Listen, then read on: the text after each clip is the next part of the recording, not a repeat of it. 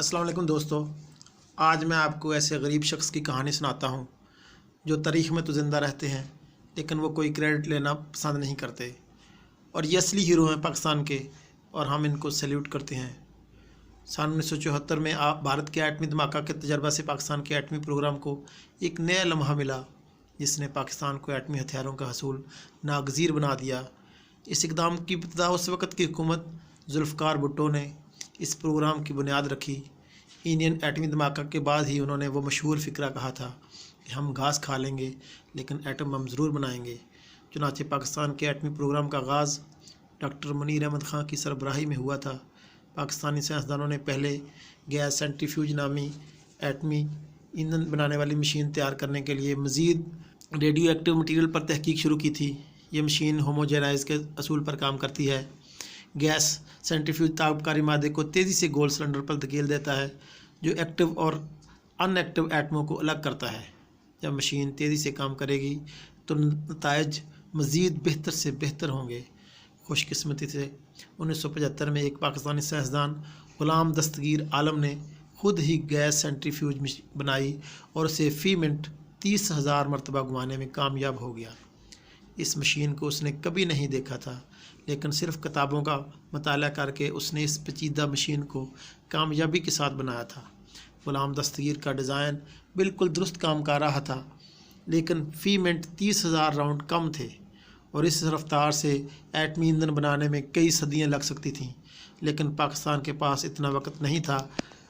उसने मशीन को तेज़ तर बनाने के लिए कुछ और तब्दीलियाँ की लेकिन जब उसे चलाने की कोशिश की तो मशीन टूट गई। डॉक्टर अब्दुल कदीर खां जो ख़ुद भी एक मशहूर मेटलर्जिस्ट यानी दांतों के माहिर थे, इतनी मजबूत दांत को टूटता देखकर हैरान रह गए और कोशिशों के बावजूद पाकिस्तान गैस सेंट्रीफ्यूज मशीन में अभी भी मसाइल का सामना करना पड़ रहा था। पाकिस्तानी रियाजीदानों, दांतों के माहिर और साइंसदानों की मीटिंग में उन्होंने हर चीज़ का हिसाब, मशीनरी का नक्शा, दांत के मुरक्कब का जायज़ा लिया लेकिन मसला हल नहीं हुआ।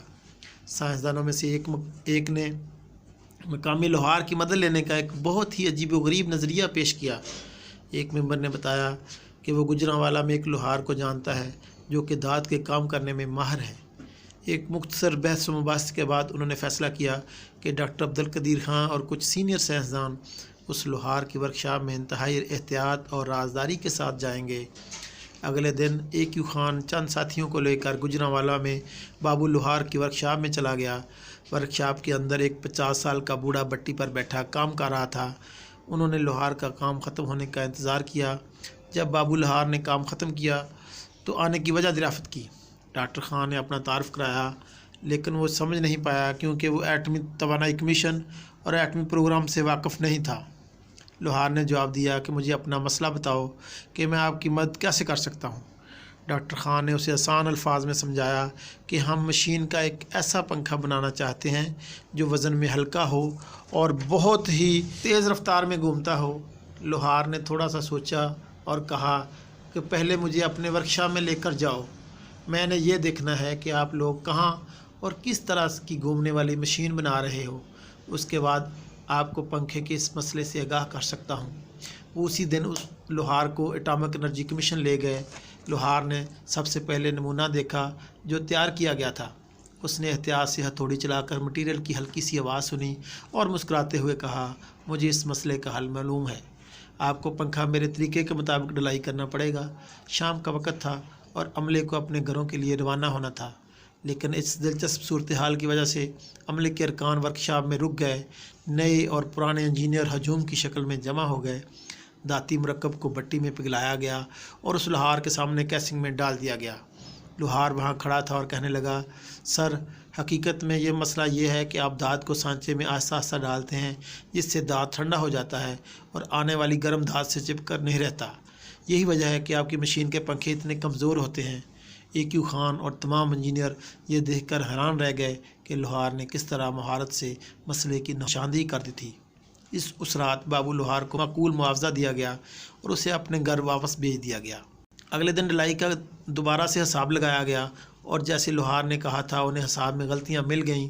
फिर मेटल कास्टिंग की रफ्तार का तयन किया गया। फिर उन्होंने हाई कास्टिंग से बना हुआ पंखा बनाया। पहले दिन उसको 60,000 राउंड फ़ी मिनट में घुमाया गया। फिर मशीन का तजर्बा किया गया। मदानी वाली मशीन बेहतरीन हालत में थी और किसी नुकसान या टूट फूट का कोई सबूत नहीं मिला था। डॉक्टर खान ने अपनी ताकत के मुताबिक मशीन के घूमने की रफ्तार तेज़ करने का फ़ैसला किया और उसे 80,000 राउंड फ़ी मिनट घुमाया। नतीजा कामयाब रहा। घूमने वाली मशीन नरमी से काम कर रही थी। इस तरह पाकिस्तान का पहला गैस सेंट्रीफ्यूज बनाया गया और उसने बड़े पैमाने पर तैयारी शुरू कर दी। इस मशीन को बाज़ाब्ता तौर पर P1 के नाम से मौसूम कर दिया गया, लेकिन अमले के कुछ अरकान अब भी उसे बाबे की मशीन कहते हैं। एक हुनरमंद लोहार के तजर्बे ने उन्हें मशीन की तैयारी में कई माह की बचत कर दी थी। सन 1978 में एटमी ईंधन तैयार करने वाला प्लांट पाकिस्तान में मुकम्मल हो चुका था और बड़े पैमाने पर काम शुरू कर दिया गया था और जल्द ही मशीनों ने यूरेनियम बनाना शुरू कर दिया। कि आप जानते हो कि हमारे एटमी प्रोग्राम के इब्तदाई मेंबरों में महज वेल्डर और ऐसे अफराद शामिल थे जो अनपढ़ थे। वो दस्तखत नहीं कर सकते थे बल्कि टिकटों पर अंगूठा लगाकर तनख्वाह वसूल करते थे। लेकिन पाकिस्तान में सलाहियतों की कोई कमी नहीं है। हमने मकामी तौर पर सेंट्रीफ्यूज तख्लीक किए और एटमी हथियारों के हसूल का हासिल 28 मई को दुनिया को दिखा दिया था। हमारे साइंसदानों, इंजीनियरों और गुजरांवाला के लोहार जैसे गुमनाम सिपाहियों की अनथक कोशिशों को और मेहनतों से हमें यह समर हासिल हुआ है, जिन्होंने पाकिस्तान के एटमी प्रोग्राम को नामुमकिन से मुमकिन बना दिया। दोस्तों, अगर आपको हमारी वीडियो पसंद आए तो लाइक करें और चैनल को भी सब्सक्राइब करें। शुक्रिया।